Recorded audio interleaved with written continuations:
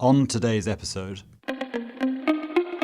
I think that if you look at the populist backlash against elites in recent years, especially in 2016, it has a lot to do with the sense among many working people that elites look down on them.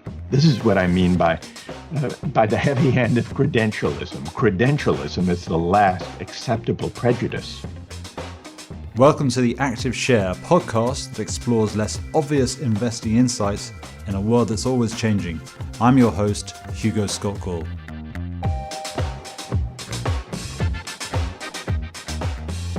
Today, I am delighted to have with me Michael Sandel. Michael teaches political philosophy at Harvard University. His books, What Money Can't Buy, The Moral Limits of Markets, and Justice, What's the Right Thing to Do, were international bestsellers and have been translated into 27 languages.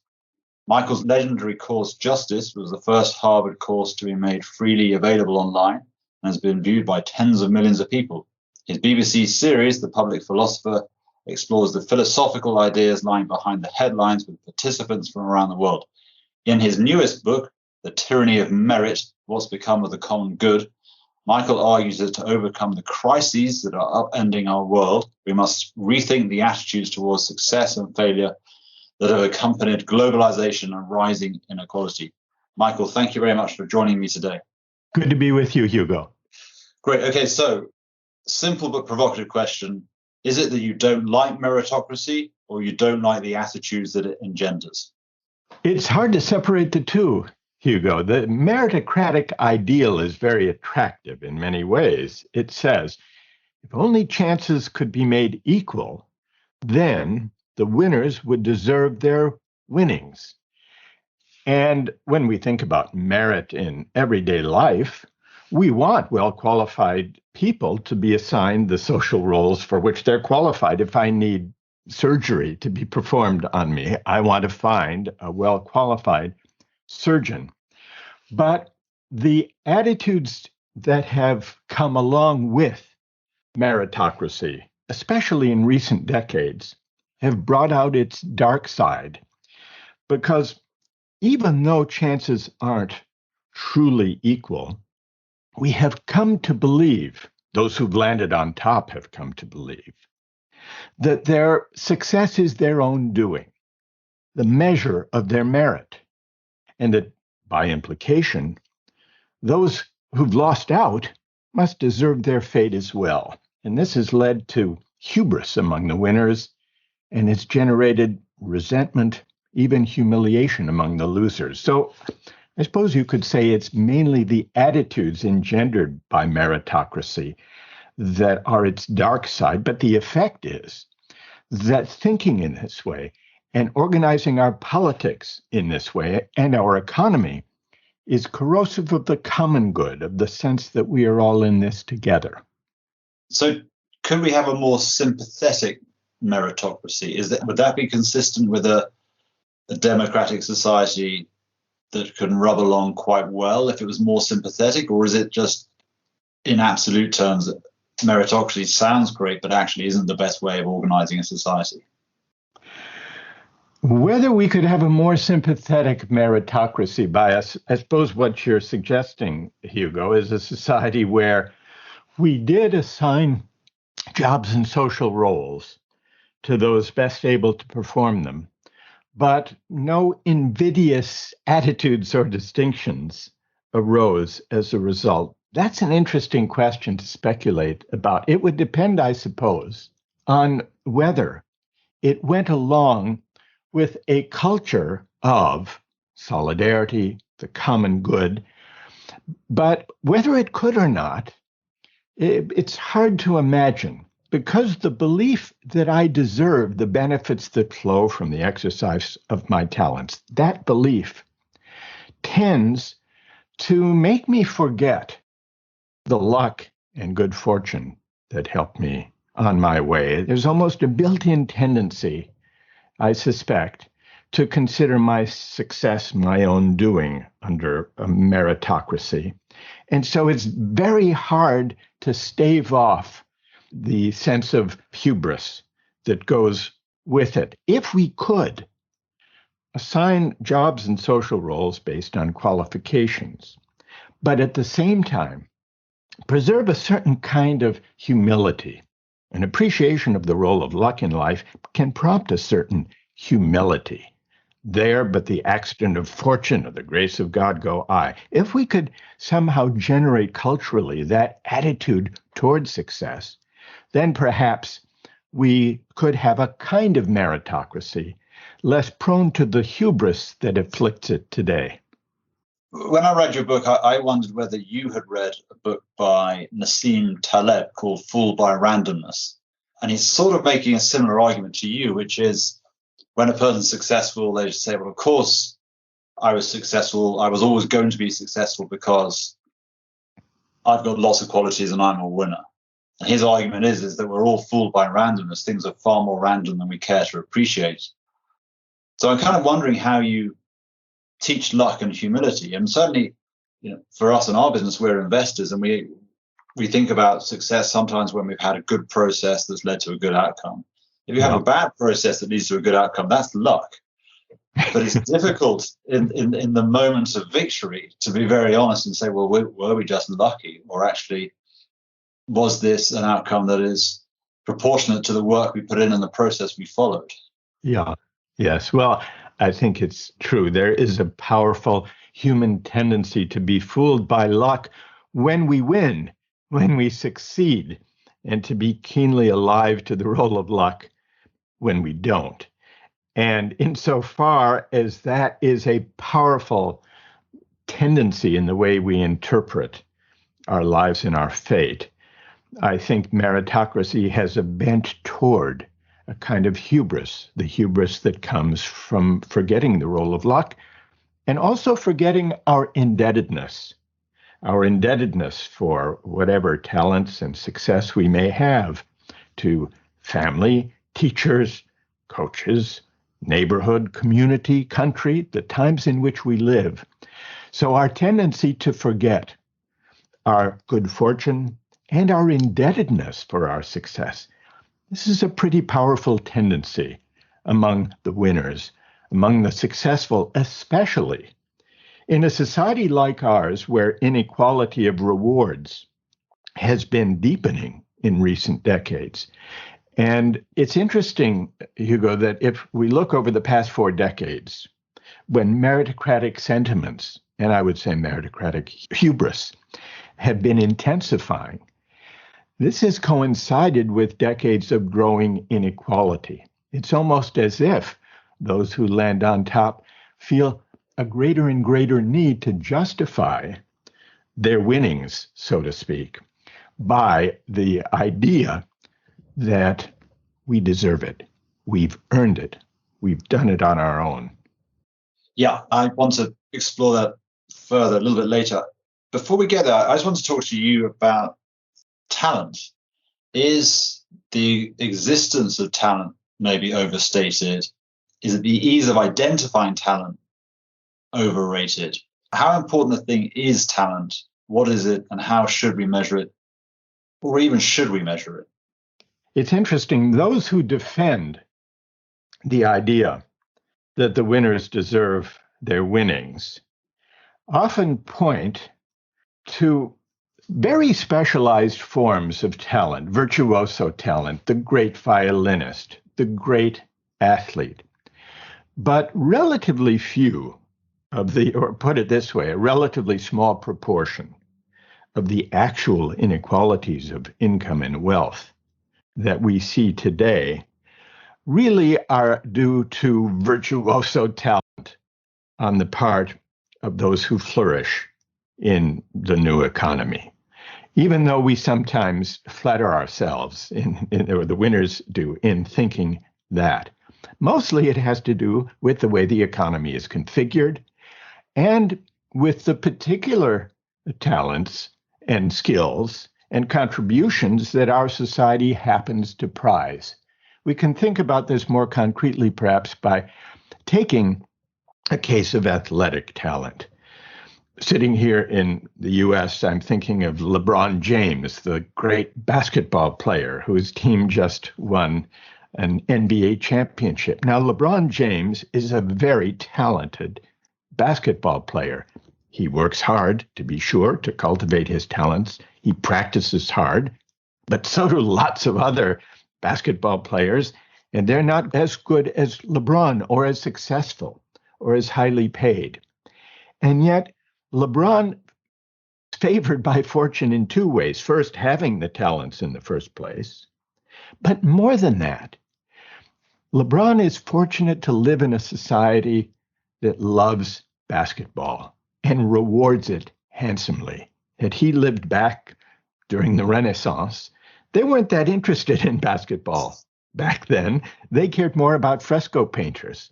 So this is another dimension of the contingency of who gets lavish with material rewards and who may struggle to get by, that really has little to do with talent as such. It has to do with what this society at this moment happens to prize and reward.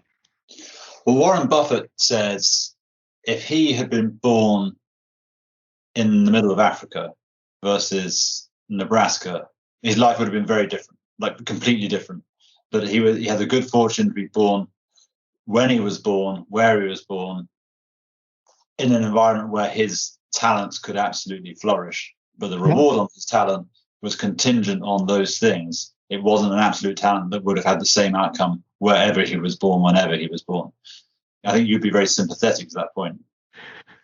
I am. I think Warren Buffett has articulated this point very powerfully.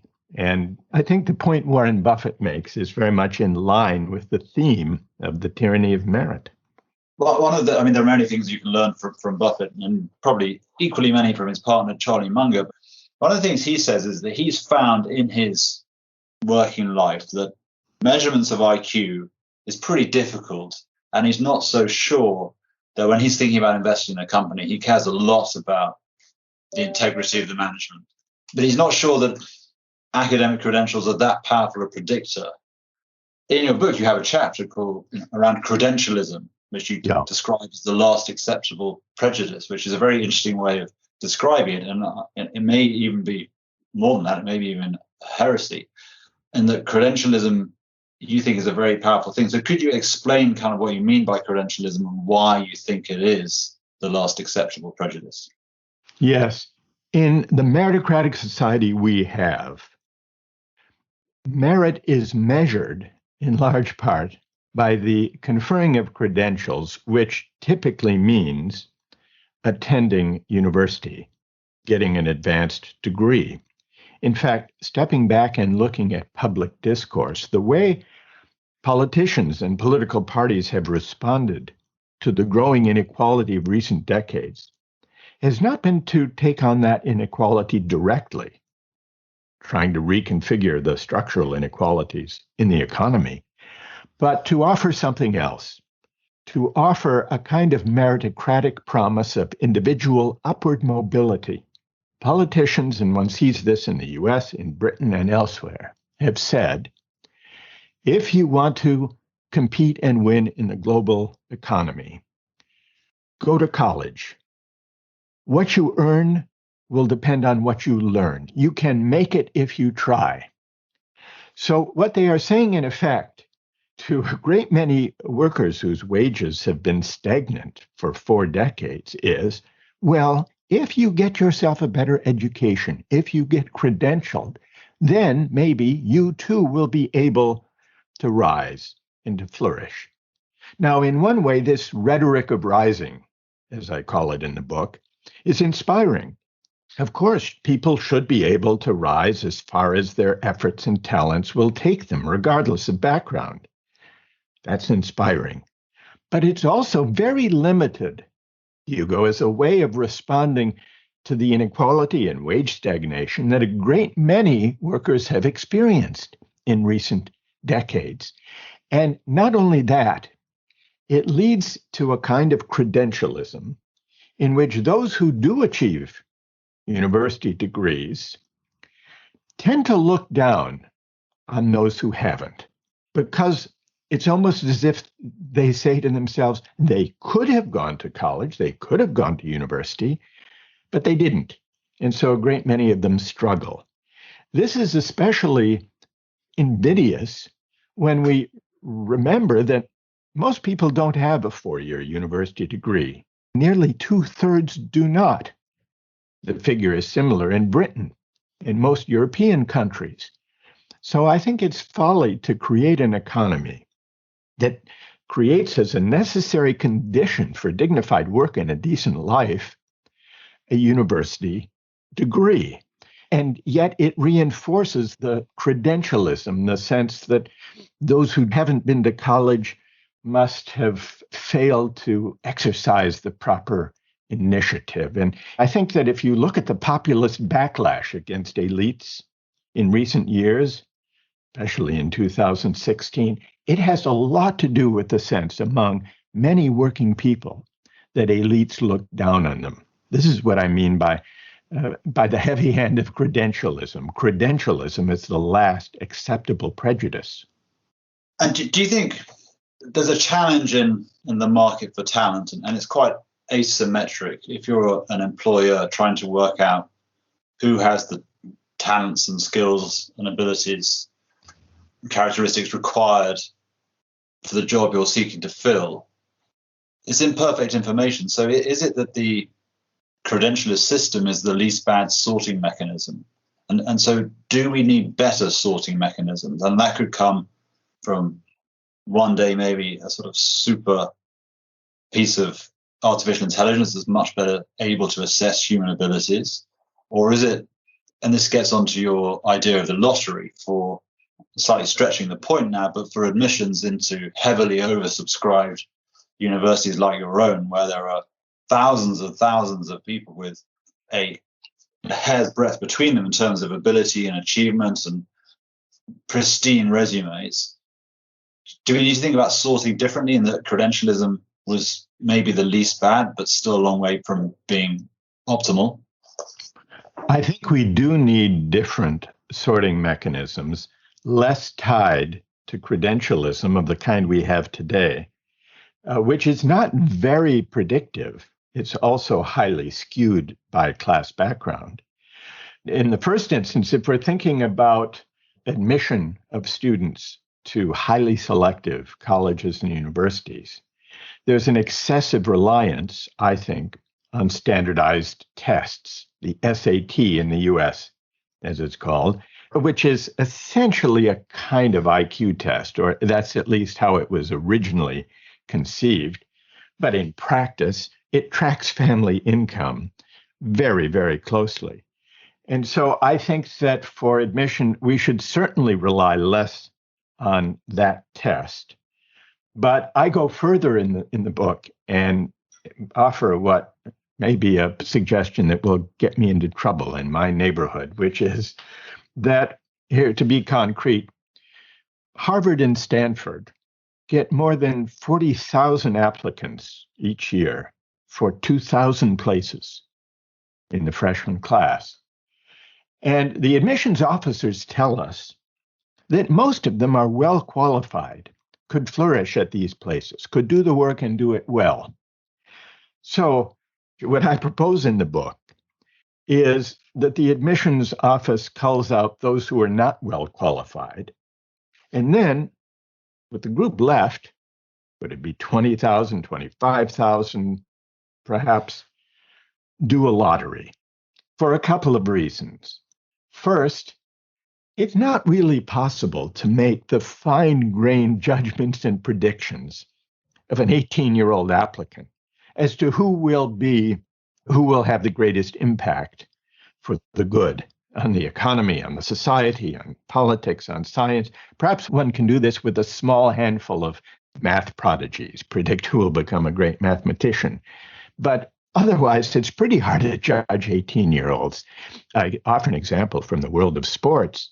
The greatest quarterback in football history in the U.S., Tom Brady, who played for the Boston Patriots, New England Patriots, until just recently. When he was 18 years old and he was drafted, he was the 199th draft pick. So if it's impossible to predict with any certainty at age 18 so narrowly circumscribed a skill as the ability to throw a football, how much more difficult is it to predict at age 18 who will really make a substantial impact, whether in the world of academia or business or politics or law? I think we're fooling ourselves. But there's a broader point, which is by admitting students through a lottery of the qualified, if we can call it that, it would be a way of calling into question among students and among their parents who've been pressuring them for a great many years to compete for meritocratic credentials, a way of reinforcing the role of luck, of sending the message about how much in this selection process is the result of luck. And maybe that would tamp down to some degree the meritocratic hubris. By extension, in business, I think that many times academic credentials are used as a sorting mechanism, even though those academic credentials are not very closely related to the actual job that the person will perform. So I think we should move away from that, though I would not put great reliance on artificial intelligence as a way of doing the sorting. I would rather have more broadly based forms of judgment that are attuned to the kinds of roles that the employee will perform. So tell me, when you're teaching your classes at Harvard, if you ask everyone for a show of hands which system they prefer for admission, the current one or move to lottery, A, have you done it? What was the result? Or B, if you haven't done it, what would you predict the result would be? I've not done it yet because I only just, the book only just came out and I hadn't thought to propose this until now. But I will try it. And perhaps I'll let you know, Hugo, what the result is. But here's what I would predict. I predict there will be divided opinion. Yeah. Because I think that a great many students, having gone through this stress-strewn meritocratic gauntlet of pressure through their high school years, have come to believe, hard not to believe, that their effort is what led to their success in winning admission. That meritocratic tournament almost enforces the belief, this connects with something we were discussing earlier, almost enforces a kind of forgetfulness of the role of luck and fortune and indebtedness. So the idea that effort accounts for having won admission to a selective university is hard to avoid. And yet I think some students will, on reflection, recognize the role of luck and the role of life advantages that have enabled them to win admission. So my guess is it will be a split vote, Hugo, but I'll let you know. So I was going to ask you next, really around jobs and two aspects to jobs and dignity around work. One of which is around the risk of automation and technology eating further into the number of jobs that can be done by humans versus machines, and does that lead to a shortage of quality jobs? And the second follow-on around COVID and what we may have learned from this sort of pandemic. So if we just start by giving dignity back to certain jobs, but then at the same time the threat to those jobs posed by the march of technology and automation in particular. Yes. It is certainly the case that technology is transforming the workplace, and the fear is that technology is coming for a great many jobs, including some relatively skilled jobs. But I think that we should not mistakenly assume that the direction of technology is fixed, an external factor outside of human influence or direction or control. To a large extent, we can, by we I mean society generally, can direct the course of technology by deciding what innovations are worth investing in. And I think one of the guiding principles in deciding what technologies to invest in should be with an eye to the dignity of work. First of all, technology will not so much replace jobs as supplement them in various ways, making some jobs more productive, others less so, or perhaps even some jobs unnecessary. So I think we should consider this to be a public question, open to public discussion and debate. How can we, through our investments, encourage those forms of technological innovation that make work, existing jobs, more productive? And this, I think, can go some way toward enabling technology to contribute to the dignity of work rather than drive it out. I think it's important that the alternative to focusing single-mindedly on equipping people for meritocratic competition is a different kind of political project, and that should focus on the dignity of work. What does the dignity of work require? And part of it requires investing in those forms of technological innovation that make workers more productive and therefore enhance the demand for their skills and their wage levels in the market. Now, as for the pandemic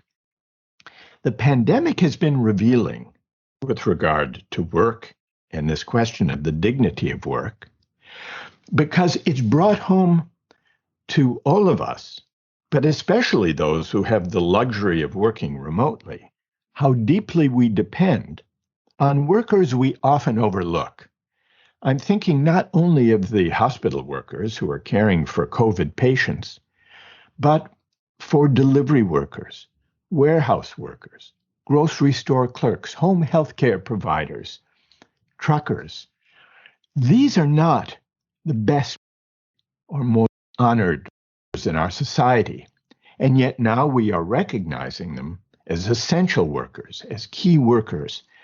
This could be the beginning, an opening perhaps, of a broader public debate about the dignity of work, about what counts as essential work, and a debate about how to bring into better alignment pay and social recognition with the importance of the jobs that we now regard as essential. Whether we will really have such a debate is very much up to us. It's an open question.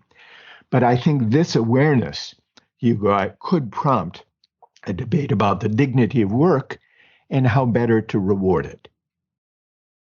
It certainly feels that positives to come out of this pandemic are few and far between, but that does feel like one of them with a heavy caveat so far. There's certainly been a resetting of appreciation around the kind of jobs you've just described, and in some cases there may well be a change in actual financial reward as well. Whether that'll still be the case if there's the all clear and 2-3 years time we moved on, I don't know. And I guess that maybe might be my final question to you in a minute around kind of causes for optimism around this whole issue. But if I could just briefly talk a little bit about ESG, environmental, social, and governance, which is an increasingly big thing in the investment world. And I think something you could argue really is shifting. If you go back to the day of Milton Friedman, he says the purpose of the company is to generate a profit for its shareholders, and that's it. We're seeing now that actually the purpose of a company, part of its existence, is the social license to operate. There is a shift in attitudes between, well, is this a good company? Does it do good? How it does, what it does, is that good? Its broader ecosystem. Those questions are increasing and will only increase, we think, from here. So this notion around actually what is doing good and maximize profit, that's quite a shift already. So I'm just wondering, have you observing this growing trend in investing, sort of how people are investing, the kind of companies they're investing in as they test them against, how do they score on these key areas, environmental, social, and governance? Is that something, as an observer, you can see as a force for good and a positive change? Is that something you've kind of taken an interest in, and does it make sense to you? Yes, on all counts, Hugo. I think it is a very hopeful and important step for investors to be increasingly aware of the environmental and social impact of the companies in which they invest. For decades now, we've lived by Milton Friedman's picture, this very narrow picture of how corporations serve the common good, but it's too narrow. It misses the social license. It misses the broader social purpose of corporations, and for that matter, of a capitalist economy. One of the mistakes we've made under the shadow of this very narrow conception of maximizing shareholder value as the sole purpose of a company, there's a narrow assumption of an even more fateful kind. We slide into the assumption that the money people make is the measure of their contribution to the common good. This is part of the problem that we've been discussing with the meritocracy that we have bought into. And what this does is to outsource our moral judgment about what the common good really is to markets. And we do this as almost out of a certain kind of moral and civic laziness. We realize that to debate for ourselves what counts as contributing to the common good, whether for an individual or for a company, that can be controversial. People can have different views about what actions by a company or an individual really do contribute value to the economy and the common good. But I think this is the discussion that we need to have. The alternative is to outsource this judgment, which is a moral and civic judgment, to markets. But markets can't answer these questions for us.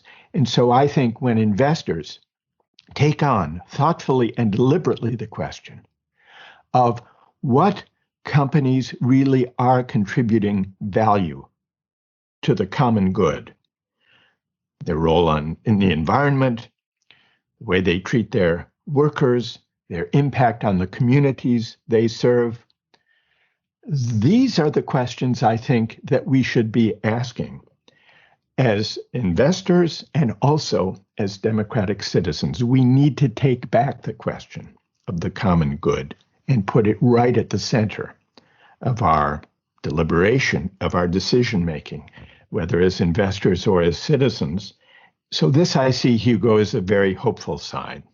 I would agree with you. I've been in this industry quite a long time, and things are changing, and they really are different from even 5 years ago. And I think this will only increase from here, and that there will be more scrutiny. And I think also the scrutiny will be less sort of outsourced. As you say, sort of outsourced to markets. I would even say outsourced to credentialed experts to give their view. I think more and more investors will have to decide, okay, what are my beliefs and values? And that will inform how I invest and what I reject as well when it comes to investing. So actually, I do think there is really quite positive change here. And price signals, allocation of capital is a way, not the way, is a way of change. So I think there's quite a lot happening here, which gives cause for optimism, and certainly gives cause for optimism around your argument. So I guess we've talked around income inequality. We've talked around some of the political effects of meritocracy. What sort of politics do you think we're going to get if we carry on unchecked on the path we're on in terms of sort of civic debate? And what sort of politics could we have given the world we're in? But if we were to adopt some of your ideas, how much could that change maybe political outcomes, but certainly the discourse, the debate, the process? I think one of the most dispiriting and dangerous aspects of civic life today is the impoverished state of public discourse. What passes for public discourse these days consists either of narrow managerial technocratic talk, which inspires no one, or where passion does enter, we have shouting matches, where partisans shout past one another without really listening. I think this empty public discourse is what so many people find frustrating about politics today. And we're also struggling with the result of a kind of authoritarian populist backlash against elites looking down on working people. So it seems to me that the hope for a better kind of public discourse depends on a couple of things. One of them is to bring ethical arguments more directly into our civic debate. We should not outsource our moral judgments, our debates about what counts as the common good. We should not outsource them either to markets or to technocratic elites. They can't decide these questions for us. And by us, I mean democratic citizens. So we need a morally more robust kind of public discourse than we have today, one that addresses questions of values head on, not because we'll agree about all of those values, but because we may learn something about one another and may heal the rancor and the polarization that afflicts our public life. Beyond that, and this goes back to the debilitating effects, the dark side of meritocracy, Hugo, I think that we need a kind of moral turning, reconsidering the meaning of success, questioning our meritocratic hubris. Because insisting that my success is my due makes it hard to see myself in other people's shoes. Appreciating the role of luck in life, the sense in which I'm indebted, can prompt a certain humility. There, but for the accident of birth or the luck of the draw go I. And this spirit of humility, I think, is one of the civic virtues we need now. It can be the beginning of the way back from the harsh ethic of success that drives us apart. It can point, perhaps, beyond the tyranny of merit toward a less rancorous, more generous public life. Michael, that was a great way to finish. Thank you for all of your answers, but in particular, thank you for setting out your vision so clearly. It was great. I really enjoyed our conversation. I got a lot from it. So thank you again. So I'm going to give a plug for a previous podcast we've done. Have you ever heard of a gentleman called Brunello Cucinelli? I haven't.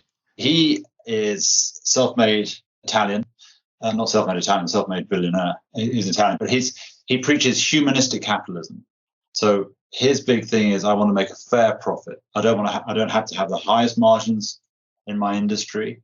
What I care about is making a fair profit. So I'm selling a product customers like, and they're happy to pay the price. But I want to treat my suppliers well. I want to treat my employees well. We went to visit him. He's paid for a whole village in Italy to be renovated and rebuilt, and it's beautiful.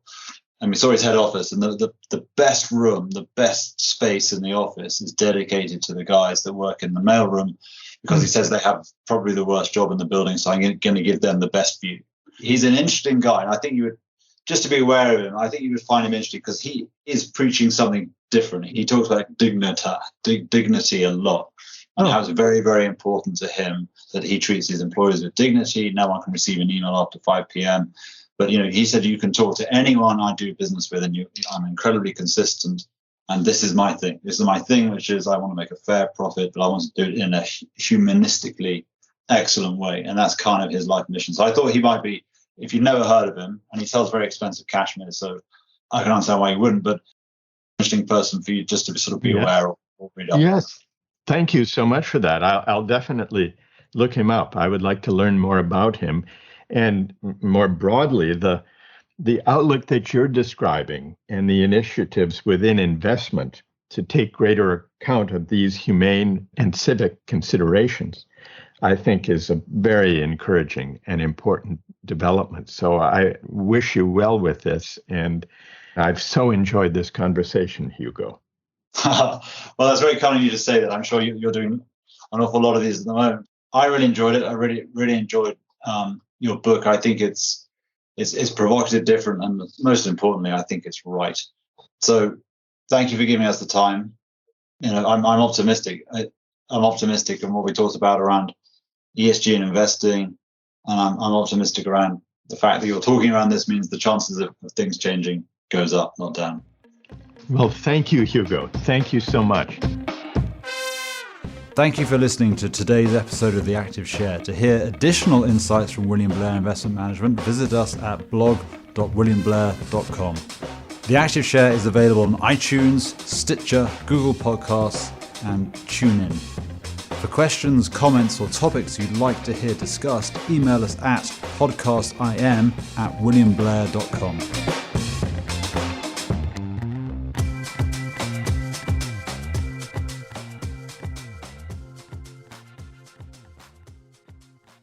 This content is for informational and educational purposes only and is not intended as investment advice or a recommendation to buy or sell any security or to adopt any investment strategy. Investment advice and recommendations can be provided only after careful consideration of investors' objectives, guidelines, and restrictions.